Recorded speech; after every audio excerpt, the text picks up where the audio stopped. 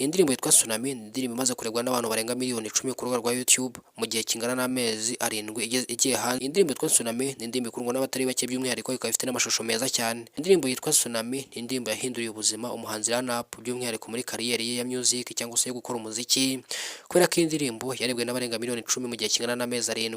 Ntabwo bikunze kuba mu Rwanda ko indirimbo ishobora kurebwa n'abantu bangana batyo mu gihe cy'amezi 7, kubera yuko umuziki w'u Rwanda ni umuziki ugaragara ku ruhando mpuzamahanga nk'umuziki utaratera imbere cyane mu bihe bitandukanye cyangwa se mu nce zitandukanye. Umuhanzi Run-Up ni umuhanzi wamenyekanye mu Rwanda muri iyi myaka irenga 2 ishize, ariko uyu munsi wa none ari ku rwego rwiza cyangwa se ni umwe mu bahanzi bari kuzamuka neza cyane ku ruhando mpuzamahanga ndetse no mu gihugu imbere mu Rwanda.